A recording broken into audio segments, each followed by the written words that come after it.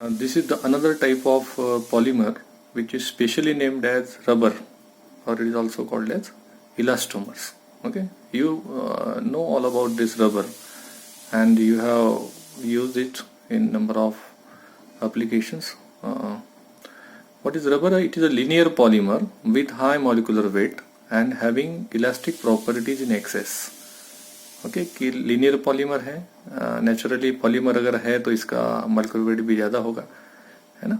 तो basic part इसमें बताने के लिए ये है कि this is a linear polymer, this is not a cross link. अगर क्रॉस लिंक है तो उसमें इलास्टिसिटी नहीं होगी, है ना। तो रबर ये लीनियर पॉलीमर होना बहुत ज़रूरी है। So it is a linear polymer with high molecular weight and having elastic properties in access. Elastic property जो है उसमें बहुत ज़्यादा मात्रा में होती हैं। बाकी सभी चीज़ें भी इलास्टिक होती हैं थोड़ी बहुत, जो भी प्लास्टिक मटेरियल हम यूज़ करते हैं, पॉलीमर यूज़ करते हैं, वो थोड़े से इलास्टिक होती हैं। लेकिन ये स्पेशल पॉलीमर्स है कि जिसमें इलास्टिसिटी बहुत ज़्यादा मात्रा में है। इसलिए डेफिनेशन यहाँ हो रही है कि linear polymer with high molecular weight and having elastic properties in excess, and this is known as rubber और इलास्टोमर। देखिए इसकी प्रॉपर्टीज यहाँ पर दी हैं कि what are the important properties of rubber.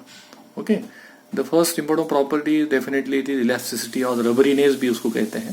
Second is flexibility, it is more flexible. Third is strength and toughness, अच्छी strength होती है, टफनेस अच्छा होता है। It is impermeable to water and air, means it does not allow the water and air to pass through it. And next is resistance to cutting, tearing and abrasion, मतलब एक resist कर दी, इसका मतलब ये नहीं कि कट नहीं होती या उसको वो फटती नहीं या टीयर नहीं होती या उसमें एब्रेशन नहीं होते हैं, लेकिन it is going to resist that all the operations like cutting, tearing and abrasion. Last is resistance to atmospheric gases and chemicals. थोड़ा बहुत तो इफेक्ट होते ही हैं, लेकिन फिर भी बहुत सारे रबर ऐसे हैं कि they are use for a longer duration. There is no effect of atmospheric gases like oxygen and all that on that rubber, कोई केमिकल का फर्क नहीं पड़ता है। एंड ये बहुत सारे ऐसे रबर है कि they are having a good resistance toward this atmospheric gases and chemical. इसके बाद में टाइप्स कौन से हैं रबर के, तो दो टाइप्स यहाँ पे हमें हैं हमारे पास, एक है नेचुरल रबर और दूसरे सिंथेटिक रबर। तो ये नाम से ही आपको पता हो रहा है इसमें कि नेचुरल रबर क्या है कि जो नेचर से मिलता है डायरेक्टली। जैसे कि आपको पता होगा रबर ट्रीज के बारे में, केरला में बहुत जगह पे रबर ट्रीज है और रबर ट्रीज से एक वाइट मिल्की लिक्विड बाहर निकलता है, उसको हम लैटेक्स कहते हैं। और उस लैटेक्स को प्रोसेस करके जो रबर बनता है उसको नेचुरल रबर कहते हैं। और इस नेचुरल रबर में बहुत अच्छी और बहुत रिक्वायर्ड प्रॉपर्टी जो है, डिजायरेबल प्रॉपर्टीज जो है वो नहीं होती। वो बहुत वीक होता है, थीन होता है, सॉफ्ट होता है। तो इसको बहुत ज़्यादा हम इस्तेमाल नहीं कर सकते बहुत ज़्यादा एप्लीकेशन में, इसलिए हमें एक आर्टिफिशियली प्रिपेयर्ड रबर भी तैयार करना है। तो जो हम आर्टिफिशियली प्रिपेयर्ड जो करते हैं रबर को लेबोरेटरी में, तो उसको हम सिंथेटिक रबर या फिर आर्टिफिशियल रबर भी कहते हैं। तो इसके दो टाइप्स हो गए, एक नेचुरल रबर और दूसरा सिंथेटिक रबर। सबसे पहले देखते हैं कि what is natural rubber. Naturally occurring linear polymer with high molecular weight and having elastic properties in access, वही डेफिनेशन है जो हमने रबर के लिए लिखी थी, है ना। Linear polymer with high molecular weight and having elastic properties in access, लेकिन इसमें एक सिंपल वर्ड हमने ऐड कर दिया है कि are naturally occurring. Okay, so this is known as natural rubber. जैसे कि मैंने आपको पहले ही बताया था कि लैटेक्स से बनता है, तो कैसे प्रिपेयर करते हैं नेचुरल रबर को।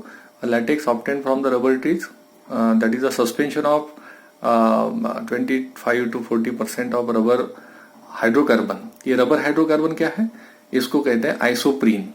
हमने जब इस हाइड्रोकार्बन मॉलिक्यूल का स्टडी किया जो लेटेक्स में है मैक्सिमम क्वांटिटी में 25 to 40% जो होता है लेटेक्स, वो जो मिल्की मटेरियल बाहर निकलता है ट्री से, तो उसमें जो मॉलिक्यूल हाइड्रोकार्बन जो दिखा तो उसका फार्मूला है आइसोप्रीन, उसका नाम है आइसोप्रीन।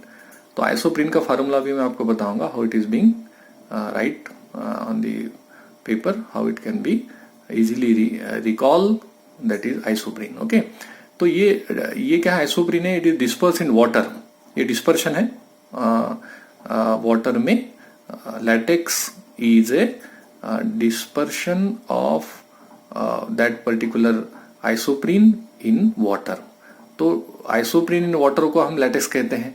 अब इसमें से वाटर अलग करना है या फिर हम कहेंगे कि इसमें से आइसोप्रीन अलग करना है उसको, और उसका पॉलीमराइजेशन करना है.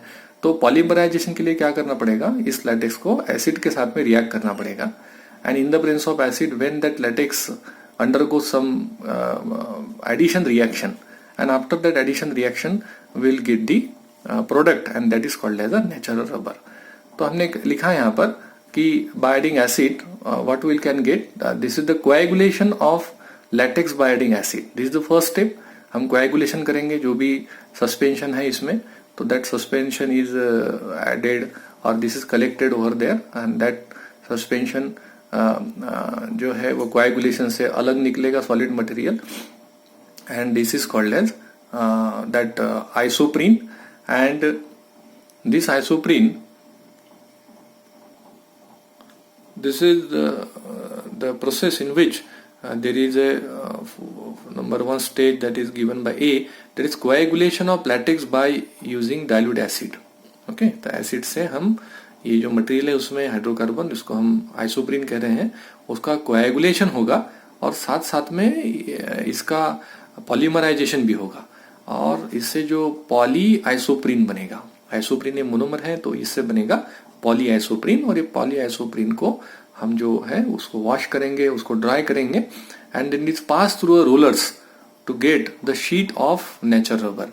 तो ऐसे सिंपल प्रोसेस से आपको नेचुरल रबर मिलेगा. लेकिन मैंने आपको पहले ही बताया कि रबर कैसा है, थोड़ा सा वीक भी है, सॉफ्ट है, बहुत ज्यादा सॉफ्ट है, इसलिए ये directly we can not use it for making the heavy duty tyres and all that. Okay, तो बाद में देखेंगे कि उसको कैसे प्रोसेस करते हैं, इसको कैसे हार्ड करते हैं. वल्कनाइजेशन जो मेथड आपको पता होगी, तो वल्कनाइजेशन में that rubber is made hard and tough by adding sulphur, heating it with sulphur, that is called as vulcanisation. उसको थोड़ा आगे हम देखेंगे.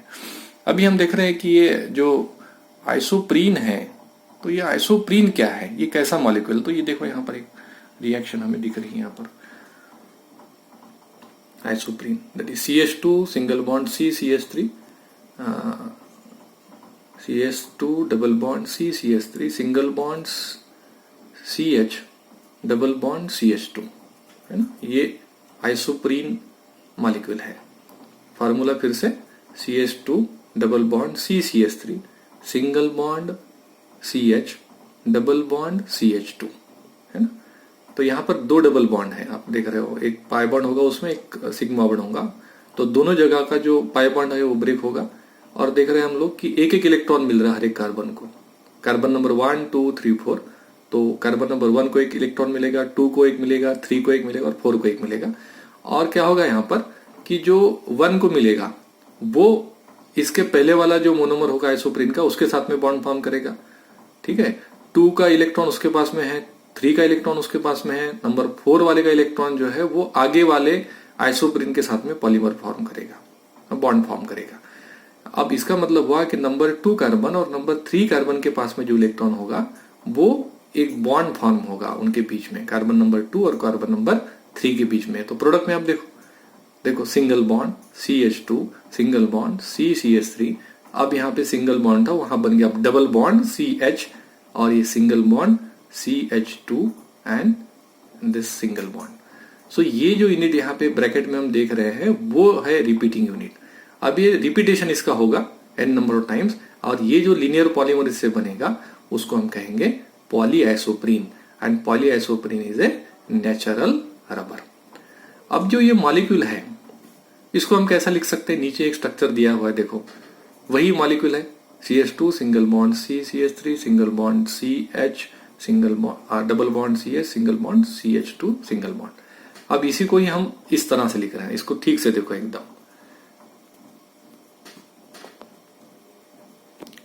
यहां पर हम लोग देख रहे हैं कि ये मैंने यहां पर कैसे लिखा है, इसको देखो, ये सेम मॉलिक्यूल है कि देखो यहां पर है CH2, तो ये आ गया सिंगल बॉन्ड CH2, फिर बाद में सिंगल बॉन्ड, ये सिंगल बॉन्ड, फिर बाद में C, ये CH3, ये CH3, फिर डबल बॉन्ड, ये डबल बॉन्ड, फिर बाद में CH, ये CH है, बाद में सिंगल बॉन्ड CH2, ये single bond CH2 single bond. तो इसी को मैंने ऐसा लिखा है. ठीक है, अब इसी को मैं ऐसा भी लिख सकता हूँ, CH single bond CH2 C CH3 double bond C। अब C के बाद में इधर ये जो है ये इधर और ये इधर, ऐसा भी लिख सकते हैं हम लोग। अभी क्या हो गया, ये CH2 और CH2 एक साइड में आ गए हैं, है ना। तो इसको हम कहते हैं सीज कॉन्फ़िगरेशन। आपको पता है कि डबल बॉन्ड के एक ही साइड में अगर सेम टाइप के ग्रुप आते हैं तो उसको हम बोलते हैं सीज, और ये अगर उधर और ये इधर आएगा तो उसको बोलेंगे ट्रांस। तो दोनों एक ही मॉलिक्यूल है, लेकिन अरेंजमेंट जो है, रीअरेंजमेंट जो है, कॉन्फ़िगरेशन जो है, स्टीरियोकेमिस्ट्री जो है वो अलग अलग होगी। तो ये है सीज कॉन्फ़िगरेशन, है ना। इसी मॉलिक्यूल का हमने लिखा है सीज कॉन्फ़िगरेशन। इसको बोलते हैं नेचुरल रबर। हाँ, इसको बोलते हैं नेचुरल रबर। तो ये देखो ऊपर लिखा है सब, नेचुरल रबर कैसा है, cis configuration, single bond CH2 single bond C, है ना। यहाँ पर ये CH3, ये डबल बॉन्ड, फिर से CH, बाद में CH2, आगे का मॉलिक्यूल दूसरा monomer, single bond CH2 single bond C, CH3 double bond C, है ना, CH2, तीसरा monomer CH2 single bond C, CH3 double bond CH single bond, आगे चला आगे। तो ये क्या हो गया, सीज कॉन्फ़िगरेशन है पूरा। एक कार्बन कार्बन डबल बॉन्ड के एक ही साइड में CH2 दिख रहे हैं, एक साइड के ग्रुप, तो this is called as natural rubber. अगर यही कॉन्फ़िगरेशन हम दूसरे तरीके से लिखेंगे जिसको बोलते हैं कि ट्रांस कॉन्फ़िगरेशन, देखो कैसे यहां से स्टार्ट किया, जैसा ये है वैसे ही, single bond CH2 single bond C, CH3 double bond CH single bond, ये CH3 इधर, CH2 हमने इधर लिखा, ये CH इधर लिखा, CH2। अब ये हो गया, ये पहला मोनोमर। अब दूसरा मोनोमर ज्वाइन हो रहा है उसको, single bond CH2 single bond C, CH3, okay, double bond C, और यहाँ पे CH, और यहाँ पे CH2। हमने उसको उल्टा लिखा। इसका मतलब ये एक मॉलिक्यूल को हम देखें, एक डबल बॉन्ड को यहाँ पर, तो यहाँ पर CH2 इधर है, डबल बॉन्ड के ये डबल बॉन्ड का एक्सिस अगर है तो CH2 नीचे है, यहाँ पर CH2 ऊपर है, यहाँ पर CH2 ऊपर है, यहाँ पर CH2 नीचे है, यहाँ पर CH2 नीचे है, यहाँ पर CH2 ऊपर है। तो ऐसा अगर कॉन्फ़िगरेशन हम करते हैं तो उसको बोलते हैं trans configuration. This is the part of stereochemistry. एक ही मॉलिक्यूल के दो अलग अलग टाइप के कॉन्फ़िगरेशन। तो configuration means arrangement of the species in the molecule. इसमें सीज तो इसको बोलते हैं नेचुरल रबर, इसको बोलते हैं ट्रांस, तो इसको एक स्पेशल नाम दिया है। जब नेचुरल रबर या फिर पॉलीआइसोप्रीन ट्रांस कॉन्फ़िगरेशन में होता है, आपको बहुत अच्छे से याद रखना है इसको, कि जब natural rubber that is polyisoprene when it exist in trans configuration it is called as gutta percha rubber. नाम means Gutta percha rubber, GUTTA पर्चा रबर। ये गुट्टा पर्चा रबर है, ये ट्रांस कॉन्फ़िगरेशन है। दोनों नेचुरल है तो इसको एक स्पेशल नाम दिया गया, और कॉन्फ़िगरेशन डिफरेंस होने की वजह से थोड़ी बहुत प्रॉपर्टी में डिफरेंस है, और दोनों को हम नेचुरल रबर कहेंगे। लेकिन ये सीज है तो उसको स्पेशली नेचुरल रबर कह रहे हैं, और ये ट्रांस है तो उसको एक स्पेशल नाम दे रहे हैं, उसको कहते हैं Gutta percha rubber. So this is all about the natural rubber. ये है प्रॉपर्टीज ऑफ नेचुरल रबर। देखो यहाँ पर इट इज इलेक्ट्रिकल इंसुलेटर है, बहुत अच्छी बात है, बहुत अच्छा, बहुत जगह पर वहां पर इसको यूज भी करते हैं, application of that rubber in electrical appliances. It is soft and sticky, sticky मतलब ऐसा चिकट और सॉफ्ट होता है। It is thermoplastic in nature, मतलब हीटिंग से वो सॉफ्ट हो जाता है, कूलिंग से थोड़ा हार्ड हो जाता है। हम देखते हैं कि रबर जब समर सीजन होता है तो ऐसे स्टिकी हो जाते हैं, सॉफ्ट हो जाते हैं एकदम। It is elastic over a wide range of और short range of temperature. It is elastic over a short range of temperature, मतलब टेम्परेचर अगर बढ़ता है तो उसकी इलास्टिसिटी थोड़ी कम हो जाती है, वो टूट जाता है जल्दी, ब्रेकिंग पॉइंट हो जाता है। इसलिए कम टेम्परेचर पर ही ये रबर अच्छे काम करते हैं। इट इज वाटर प्रूफ, मतलब definitely all the polymers are waterproof, तो ये भी उसकी प्रॉपर्टी है। नीचे हम ड्रॉबैक देख रहे हैं, उसके ड्रॉबैक क्या है, तो हमें लगभग ड्रॉबैक भी पता चल गए नेचुरल रबर के। ये सब नेचुरल रबर के बारे में चल रहा है, आर्टिफिशियल रबर अभी हमें बाकी आगे देखना है। तो what are the drawbacks of natural और क्रूड रबर भी उसको बोलते हैं, क्रूड कच्चा रबर या नेचुरल रबर। तो पहला है कि it is elastic only over a limited range of temperature. Temperature बढ़ा तो उसकी जो इलास्टिसिटी है वो उसकी रेंज कम हो जाती है, ज्यादा हम उसको इलास्टिक नहीं कर सकते। It does not regain its original shape after being stretched, है ना। तो परफेक्टली इलास्टिक किसको बोलते हैं कि स्ट्रेच किया शेप उसका चेंज हो गया, बाद में हमने उसको फोर्स को निकाल लिया, तो फिर से उसने एग्जैक्टली ओरिजिनल शेप अचीव करना चाहिए। तो इसमें थोड़ा सा वो प्रॉब्लम है कि it is not going to achieve is original shape, ये डिफॉर्मेशन इसमें दिखता है, तो ये ड्रॉबैक हो गया। It become soft and sticky on heating and brittle on cooling, ये हमने देखा है प्रॉपर्टी कि थर्मोप्लास्टिक की प्रॉपर्टी है ना। It has low tensile strength, tensile strength मतलब भार सहन करने की शक्ति। उसमें जो अगर हम उसको लोड अटैच करते हैं तो वो टूट जाएगा, क्योंकि उसकी टेंसाइल स्ट्रेंथ जो है वो कम होती है, स्ट्रेंथ कम होती है।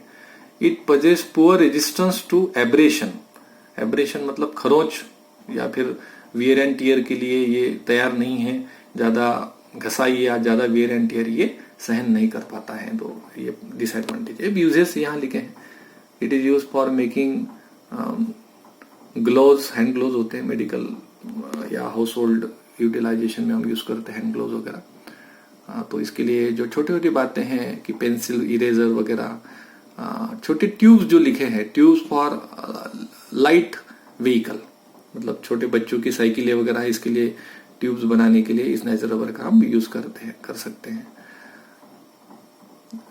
हार्डन रबर मतलब जिसको वल्कनाइज किया गया है बाय एडिंग कार्बन ब्लैक वगैरह, तो इसको थोड़ा सा हम अच्छे काम के लिए भी यूज कर सकते हैं, थोड़ा हेवी टायर्स बनाने के लिए, हेवी ड्यूटी टायर्स बनाने के लिए भी हम उसको यूज कर सकते हैं। But basically this rubber is not use for making heavy duty tyre, it is only use for making light duty tyres. Okay, छोटे बच्चों की साइकिलें हैं या खिलौने हैं, उसके लिए जहाँ रबर यूज होता है तो वो यहाँ पर यूज करते हैं। It is also use for making rainwears, मतलब रेन कोट्स वगैरह हम बनाते हैं, उससे उसके लिए हम यूज करते हैं। ये केमिकल एंड यहाँ पे इंडस्ट्रियल यूसेज के लिए इसको हम यूज कर सकते हैं। तो ये अलग अलग यूजेस हैं नेचुरल रबर के दिए हुए हैं। So overall these are what is called as important properties, important uses and drawbacks of the natural rubber.